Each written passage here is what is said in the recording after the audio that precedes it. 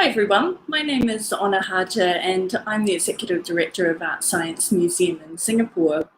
Welcome to today's panel discussion with Cheryl Chung, the latest speaker in our online talk series, Feeling the Future. In a few minutes, Cheryl will be joining me for a Q&A which builds on the ideas that she's explored in her talk. We're live on YouTube and we'd love to take questions from you during today's Q&A. If you've got questions, please just write them in the comments section of the YouTube stream and our team will pick them up and they'll relay them to us as we go through. Before we welcome Cheryl, I'd like to do some scene setting and give you a sort of short understanding of the context of today's event. Cheryl's talk is part of ArtScience Museum's new online program, ArtScience at Home. It's our online home for exhibition tours, online workshops, intimate performances from the homes of musicians and performing artists, film screenings, and online talks like today's. Our museum, like many around the world, is currently closed due to COVID-19. So ArtScience at Home has become the main way for ArtScience Museum to keep in touch with our regular audience in Singapore, as well as welcoming new visitors, like hopefully many of you, from around the world. And if you are watching today's live stream from Europe or Australia or elsewhere in Asia or in fact anywhere around the world, please do say hi on the YouTube stream. We'd love to hear from you. We'd love to hear about where you're from and your perspectives on what we'll be talking about today. The first online conference we put together for ArtScience at Home is called Feeling the Future. It's been running for a number of weeks already and includes a series of online talks by speakers who explore our need to imagine new futures in a world where COVID-19 has made uncertainty and anxiety so prevalent for all of us. Feeling the Future is curation for the pandemic epoch, as we invite local and international thought leaders to address topics which have been made more pressing by COVID-19, such as futures thinking, mental health, the notions of social perseverance and resilience. Our previous Feeling the Future speakers have been Ariel Muller from Forum for the Future and Scott Smith from Changeist. And today's speaker is Cheryl Chung. So let's welcome Cheryl to the discussion by making a short introduction to her practice. Cheryl Chung is the co-director of executive education at the Lee Kuan Yew School of Public Policy at the National University of Singapore. Before joining the school, Cheryl worked in the Singapore government where she led futures projects across several ministries over the years. She was part of the pioneer team for the Ministry of Trade and Industry's Futures Group. She developed the training program Futurecraft for the Prime Minister's office, and she started the futures team at the Ministry of Transport. I think Cheryl's approach to foresight is a blend of her fascination with technology, economics and policy, but it's also shot through with her own ethical framework, which includes a strong focus on equality and diversity. So Cheryl, welcome. It's fantastic to have you with us today and thank you very much for your talk. Yeah, thank you so much, Honor and the ArtScience Museum for having me. Yeah, for this wonderful opportunity to stay connected even at this time when we're all still at home. Awesome. So I'm going to jump straight into questions and a reminder to all of those out there listening to us on YouTube and on Facebook. If you've got questions, please do just pop them through in the comments section. We'd love to hear from you, whether you're in Singapore or anywhere else kind of around the world. Cheryl, we spoke about the fact that, you're at the Lee Kuan Yew School of Public Policy here in Singapore. I wonder if you could say a few words about what you do there and maybe walk us through what a typical day might look like. And perhaps also a bit of reflection on how things might have changed since the COVID-19 pandemic. Yeah, absolutely. Yeah, what do I do? It's a big existential question almost these days. So what I call my day job, I head the Executive Education Department at the Lee Kuan Yew School of Public Policy. Lee Kuan Yew School of Public Policy is a graduate public policy school here in Singapore. And the Executive Education Department, you can think of us as our training and consulting arm. So I focus on Singapore and our open enrollment kind of markets. So in this context, we're starting to build up a little bit of a futures practice because, of course, we consult and train a lot of public servants around the world. So that's overview, I guess, roughly what I do. A typical day, to be honest, is normally, whatever normal means, a typical day can be quite varied. I think of my role as having a part manager function and a part maker function. So the manager function is, of course, running the team, running the business development, all that kind of thing, which in summary is just a lot of meetings. And quite a lot of travel. And then the other more maker bit would be the futures work, the research, the teaching, speaking engagements, that kind of thing. So a typical day, has a blend of both. I think the interesting thing is since the arrival of COVID, well, for one, travel has stopped. So I've cancelled 8 trips since the beginning of this year. Wow. Travel about 30 to 40% of the time. So that's been quite interesting. I think for me, the kind of work has also changed. It's kind of bifurcated in a very strange way. So the maker side of it has freed up large chunks of time, right? Because if I'm not traveling 30, 40% of the time, there are now these kind of extended periods where I might be able to work on a little bit more research, that kind of thing. But at the same time, because it's basically in a crisis situation, we are also there's a lot of busy work just to cope with change and things that are rapidly changing, right? So it's kind of, bifurcated in a very strange, schizophrenic way in some sense, but it's definitely a very interesting time that we live in. Oh, no question. I think what was very striking for me about your talk was this focus on children and young people. And 2 of the examples that you shared in the talk were futures workshops or educational programs that you had developed for, let's say, older children or young people. And I wonder if you could maybe talk through in a bit more detail why you were drawn to working with children, and perhaps some feedback that you might have received from some of the children that you've worked with in these futures sessions about how that work might have changed the way that they think about the future. Yeah, no, that's such an interesting opportunity to reflect also how I ended up doing this. To be honest, I never really planned to work with young people, and I'm sure some of it is a slightly twisted retribution for being a naughty teenager, and then kind of getting into this work. I suppose when you are a little bit further on in your career, young people start to ask you for advice, right? What do I study in university? What do I do in a job? And because I have had quite a niche career path, I find myself in a lot of these conversations, either formally or informally, with young people.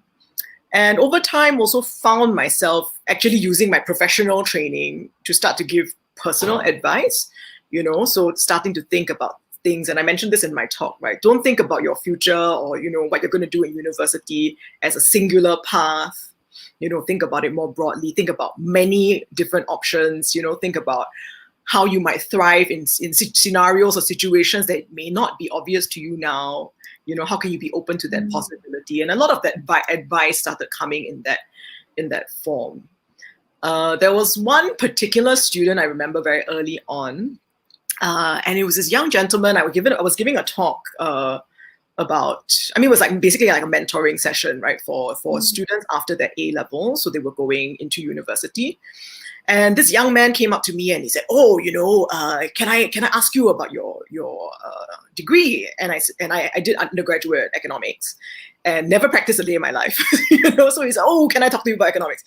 And I said, "Sure, let's talk about economics." He said, "Oh, I'm very keen. I'm about to go into national service and I'm very keen to go and get a banking internship."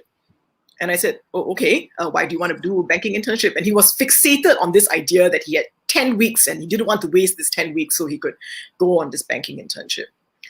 And it was really funny because after a while and it's kind of having a little bit of a more in-depth conversation, it started to come out that actually he didn't want to go into banking. It's that he felt that he didn't do well in his A-level results, which hadn't come out yet.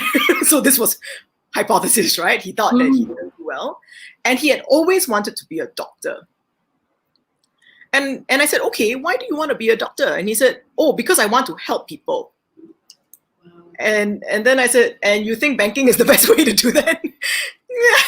You know, it's an Wow. interesting. So that conversation really, I think, changed my mind about the role of futures in a personal way, right? Not just in a professional way, in trying to help young people be open to the possibility that the future holds, right? Yeah.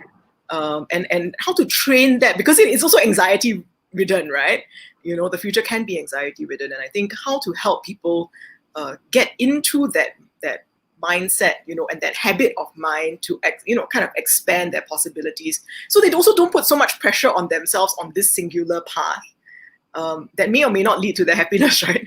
Yeah. That came through really beautifully in your talk, actually, about that phenomena of devastation that, you know, kind of older children, you know, kind of as they're heading into adulthood can feel when something goes wrong with this meticulously planned path.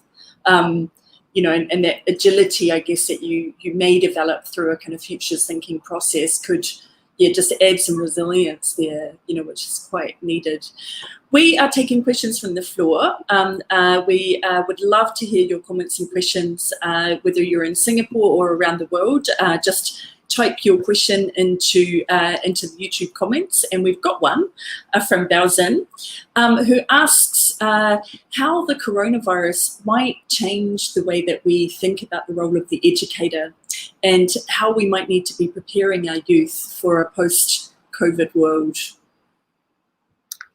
That's such a great question, and you know, I wrestle with this a lot as well, because we've had to pivot very significantly online.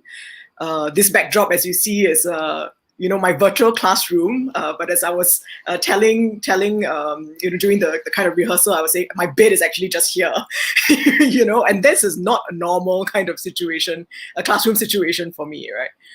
I think one challenge that we have is really that now our interaction has to be disintermediated by this screen. And that creates, in some sense, I mean, obviously there is a physical distance, but there is also an emotional distance there, right? And you know, fundamentally, what is the role of the educator? You know, and when you think about the role of the educator and the role of technology and how that helps the role of the educator, you know, there is one school of thought that says actually maybe, you know, the role of the teacher is like a human veneer over the artificial intelligence backend, right? You know, that your job is not to be grading papers, because actually, you know, AI can probably do that faster, right? You know, but actually maybe your role is really in that human touch, human connection, you know, and that is something really, really important, you know, going forward. So I think one of the challenges, especially because we've been thrust into this COVID-19 situation quite suddenly, is that all of us had to pivot in an extreme way, right? You know, so I've had to take my 15-minute lecture and just shove it online, not thinking about how to redesign it for an online audience, which requires a lot of thought and a lot of kind of reflection as well. You know, so that those are, to me, I think, in the teaching kind of aspects and the role of the educator, that's one thing.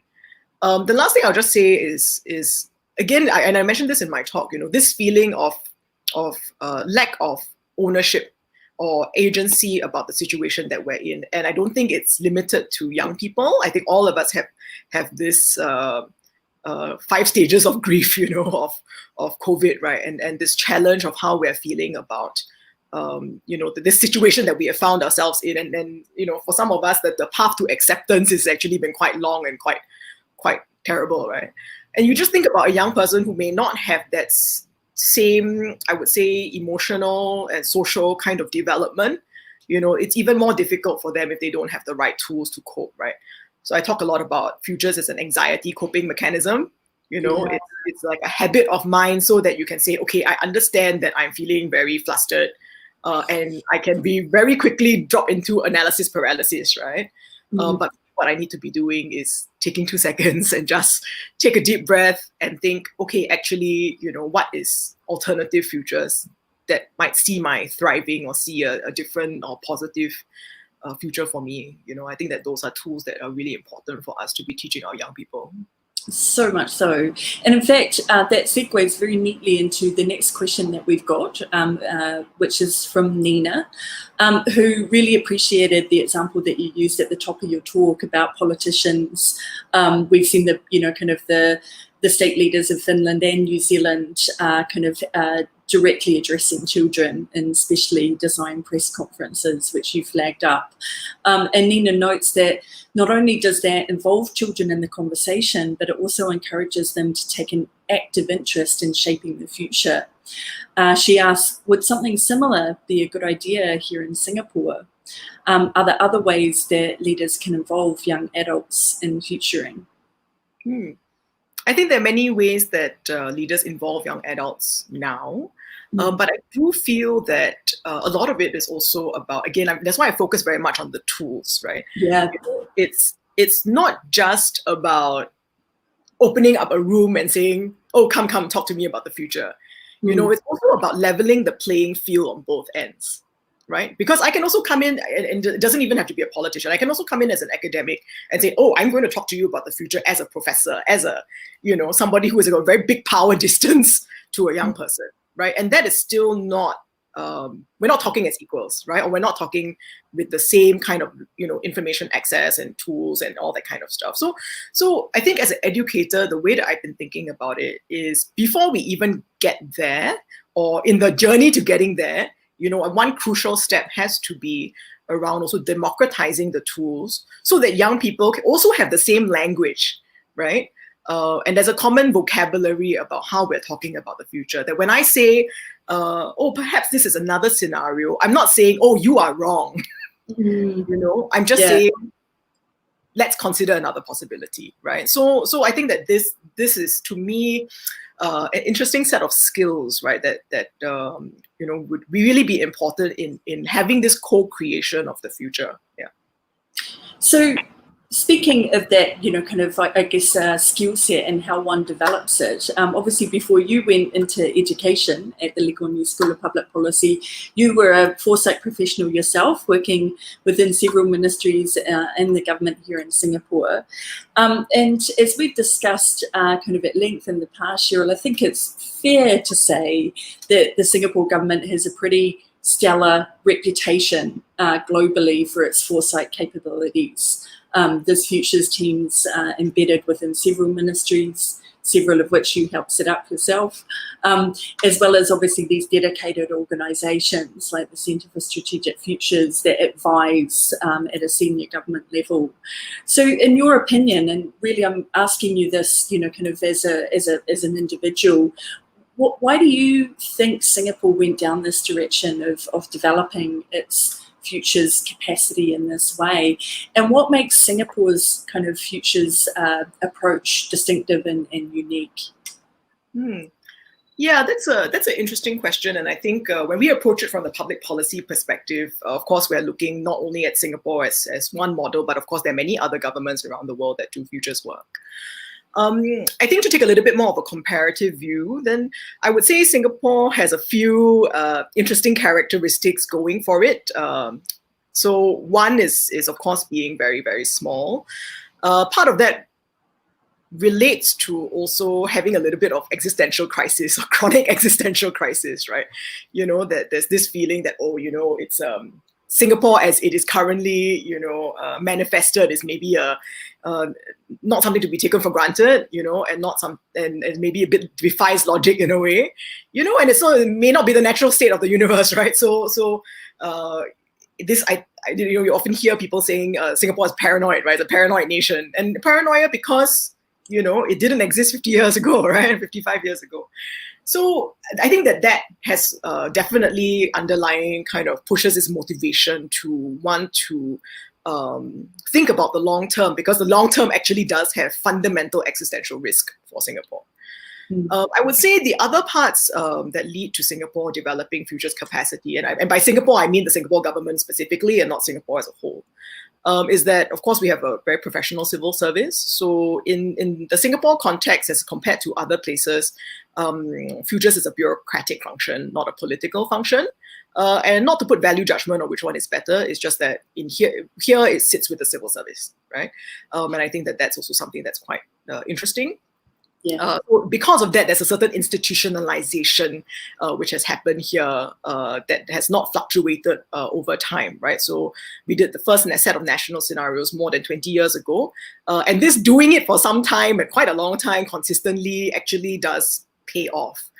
So whether it's in very, I would say, tacit ways, like young officers who started in this work early in their career are now in much more senior positions of power, whether it's because, let's say senior government officials have seen through multiple scenarios, so they've also seen through, how the conversation has changed and they're more articulate about the fundamental assumptions.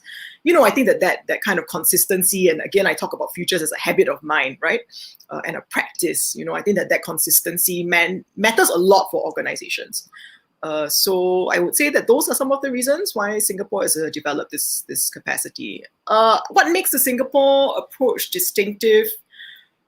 Again, I mentioned quite government-led, so definitely the government is a very strong player in the future space, and which is great. And I think the other part is that within the government, it's very highly networked, right? So the teams for the kind of quality and output of the work that they do, I mean, the teams are genuinely tiny. And they have high levels of rotation, right? So people move around all the time. So it's a very highly networked system. And I think a key, I would say, success factor is that overall the public policy enterprise is relatively future-oriented. For these existential crisis, paranoid reasons that I spoke of before, but also for this desire to be better and to have a thriving Singapore and that kind of thing. So that's also something that's quite important, right? We are a small single tier of government, so when it's integrated into the public policy process, it can really be very pervasive, through actually what is a relatively small and I would say simple governance system. Yeah, thank you for that. We've got two questions about education from the floor, which I'm going to come back to, but I just want to maybe just dig down a little bit deeper into your really fantastic observations about almost different types of futuring which happen here in Singapore. The UN Development Programme has an amazing Bible on foresight, which makes a distinction between strategic foresight, participatory foresight, revolutionary foresight, and transformative foresight. And it notes in its definition of participatory foresight that this form of foresight acknowledges that whoever has a stake in a particular future is also entitled to have a say in how that future should look like. Based on the examples that you shared in your talk today, Cheryl, especially your work with young people, it really seems to me that your work could be defined within this frame of participatory foresight. Is that how you'd categorize your work? And if so, why are you drawn to that particular approach?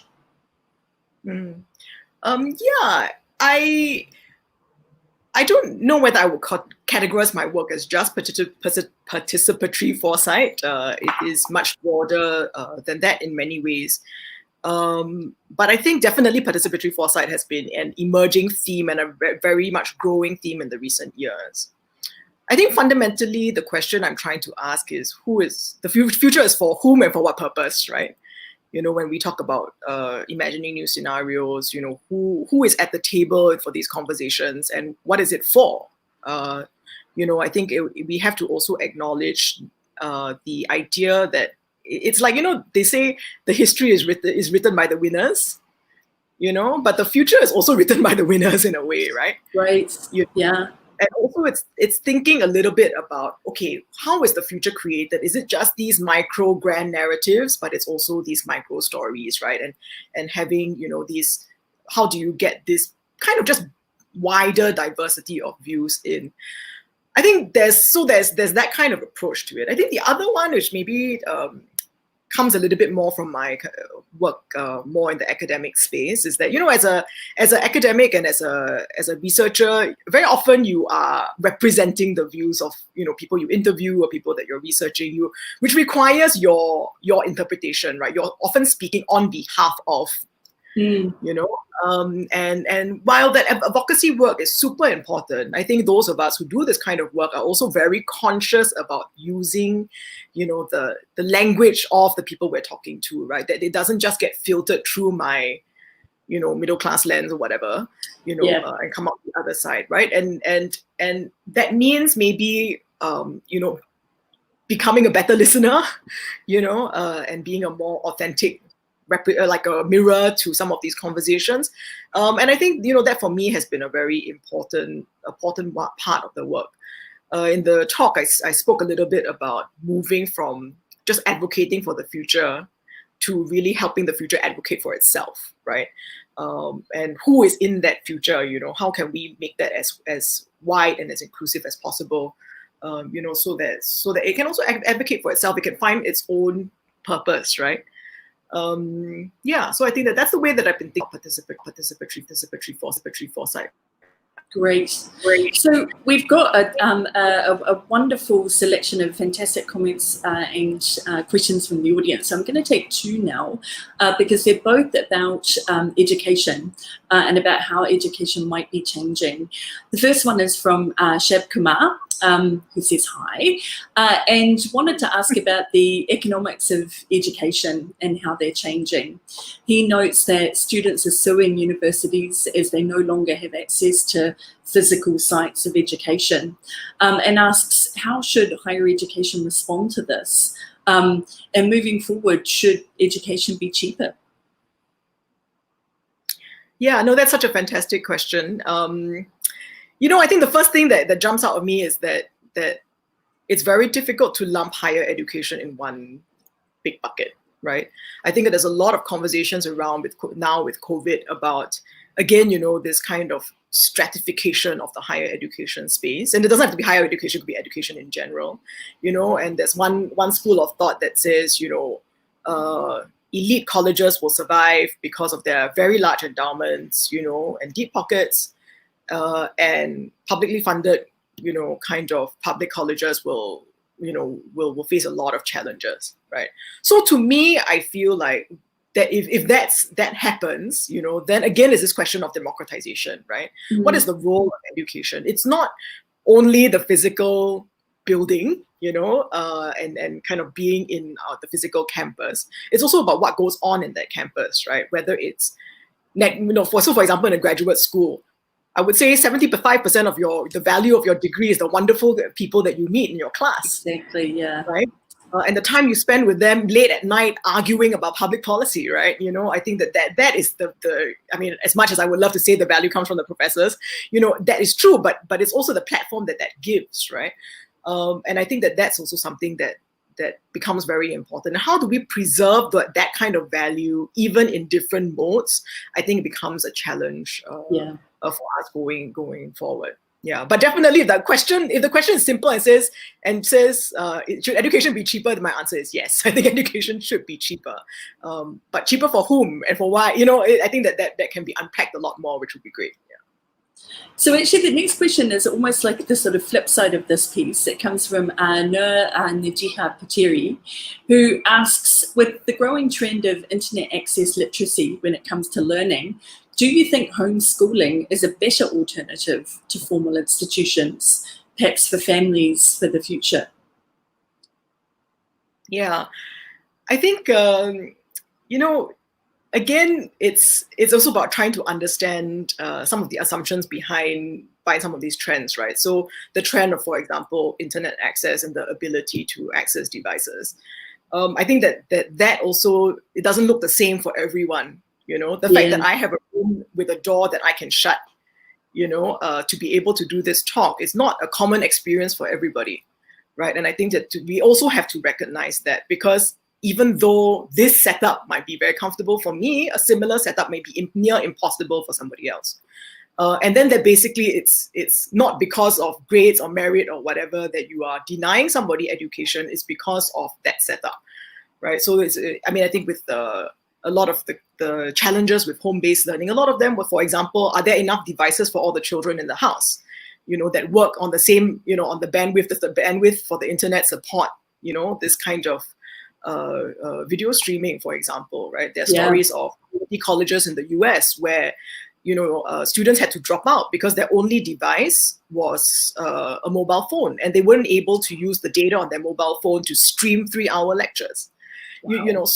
So it's things like that that also become challenging. And I think going back to the idea of futures thinking, I think one I would say benefit is futures thinking is to really try to hold those multiple and contradicting perspectives at the same time, which is of course very challenging, and to think through, if it's what are some of these consequences and unintended consequences. I think Scott Smith talked about the futures wheel in his talk, but if once we start to map those out, we realize that things are seldom what they seem, and it becomes a very interesting reflection, about what kind of future do we really want and what kind of future are we creating. Yeah, I mean, we've got another comment kind of on the live stream too from Noah, who notes that one of the, kind of interesting and probably entirely unintended impacts of homeschooling is this, sort of a re-emergence of gender roles, and the fact that it's often women who are engaged in the homeschooling, which is a sort of almost latterly kind of reinforcing of those traditional, kind of work and home gender roles between a husband and a wife. I'm not sure anyone would have necessarily seen that coming, but it's not necessarily a kind of positive aspect of the kind of phenomena of homeschooling. Yeah, for so sure. So I'm going to take one final question from the floor, and then we'll start to slowly wrap up. It's a very thoughtful and lengthy reflection from Lee J, who really, I guess, kind of picked up on your point in your talk, Cheryl, about the fact that the kind of goal-orientated nature of education in Singapore puts huge pressure kind of on young people, and when, kind of that goal doesn't work out, young people can become devastated, which was a point I think you made quite beautifully at the beginning of your talk. So I guess turning that into a question, with your experiences of educators and institutions, what are some examples that you could share that would help educators incorporate your way of thinking into schools and even possibly into curriculums? How could curriculums be structured to ensure this kind of futures thought process is more often considered? Yeah, no, that's such I think that's something that's very close to my heart because, I think as somebody who's grown up in the Singapore education system for most of my, at least, education life, that was always a challenge, right? And I would say that there's a part, I talk a lot about futures thinking as an anxiety coping mechanism, right? Yeah. I think one of the challenges that we have in schools is that we think that cognitive and intellectual ability correlates directly with emotional and social ability, and development, right? And, you see this in, for example, very smart young kids who may have very, maybe very intellectually, be able to argue with you and all that kind of thing, but don't have the emotional development yet because they're still young, and the emotional maturity to cope with the kind of challenges that life does throw at them, and so I think that for educators, I think for me is seeing those two things separately, right? So one, and I don't teach young children, I teach graduate students, so they're mostly in their 20s, or older if they are executive education students. And I remember mentoring one group, right? They were social innovators. They wanted to be social innovators. And we, put all these bright young minds into this 2-year program and want to make change makers out of them, right? And inevitably, and I was a mentor to that group, and inevitably the conversations we always end up having would be, oh my God, I'm stuck in this trying to figure out this bureaucracy, or like I can't get this thing through, or, like it's so frustrating and I want to give up. Those are actually the kinds of conversations that you're having. And sometimes as an educator or as a mentor, what can I say, right? I basically half my time, my advice is like, well, if you want to change the world, you got to get used to this feeling, Yeah. it's going to be tough, and the more coping mechanisms and tools that you have at your disposal to take a step back and to say, okay, take a deep breath and say, okay, I'm feeling this anxiety because actually there is a lot of uncertainty in this space. But if I use a tool like the Futures Wheel, like what Scott shared, maybe I can map out what 20 of these undesired consequences might be. And if I can name them, maybe I have a bit more agency or control over them. Right. So I feel like these are the kinds of tools that I would really hope that we start to teach young people, right? Then that that success can actually be a weird and wonderful thing, and come in so many flavors and in so many varieties, that and it's for you to explore, right? And I think to take that kind of mindset brings so much more creativity and play and joy, even, I would say, into what can potentially be a very anxiety-ridden, stressful process, right? But I think it's like approaching the world with a beginner mind, right? Like it's just taking that curiosity and looking at the future in that way as well. So speaking of joy and curiosity, we've got one last comment from the audience, which I think is a really lovely note to end on, actually. And it's from Rashad, who thanks you for raising the importance of stories. And the question is, wondering kind of aloud how we as parents or as educators might encourage our young ones to have more courage to imagine more, to write more stories, and to tell more stories, especially in a world that's so driven by science and technology, and here in Singapore, often driven so much by pragmatism.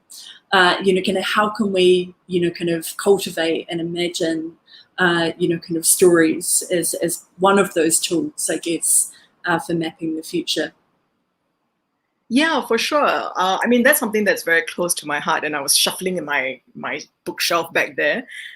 In my bio, it says, I was editing the birthday book for a couple of years. And that was the adult version. So I'm just going to hold it up. But the adult version of trying to capture stories from Singapore that were diverse, right? And as diverse as we can get. And, the more we do it, of course, the wider range of stories we can pick up.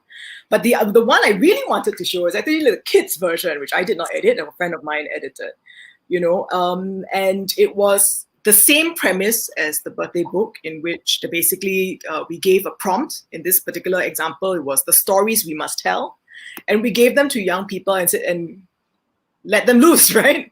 Wow, great. And the funny thing is, and we're now in the process of actually inviting the next this year's round of kids. The first question they always ask is, "What am I supposed to write about?" And when you tell them, "No, you write about anything you want," it's like revelation. It's like, what is this freedom I have never tasted before? And even though there's this initial teething process, like kind of teething challenges, right? Actually, when they get into it, some of them really fly, right? And you get these beautiful, heartbreaking, heartwarming, stories that just reflects so much of both the complexity, but also the richness, of what the future could look like, right? Just from these different perspectives and all that. And I think none of us have a monopoly on what the future is, and again, like just to have curiosity about what those different points of view might be, I think would just make us so much richer, in terms of the kinds of conversations we can have about, what we want our world to look like, in the next 10, 20, 30 years. That feels like a really beautiful note to end on. So Cheryl, I want to thank you so much for the talk, for showing us, kind of how to practically engage young people from Singapore and from the whole region in the futuring process. It was really, really valuable to see those examples. Thank you for your insight in today's Q&A. This was really, really valuable for me, and I think for many of the people who have been joining us online. We've had a really wonderful group of people following us. Thank you to all of you for your questions and also for your comments. I've been kind of keeping an eye on them as we've been talking, and hearing your encouragement and seeing that this type of discussion is useful for the current moment. It means a lot to us kind of here at ArtScience Museum. So thank you to you all. This is just one of many programs that we're presenting for Art Science at Home. We've got online screenings coming up. We've got our new program, Art Science Late at Home, presenting intimate performances from the homes of musicians and performing artists. And we've got more talks planned in the Feeling the Future conference. The next one will be in June. We'll be releasing some details about what that's going to be shortly. But for now, stay tuned to our website, to our YouTube channel, take part in our online workshops, go on a virtual exhibition tour, and above all, stay safe and stay at home. Thank you to everyone. See you next time.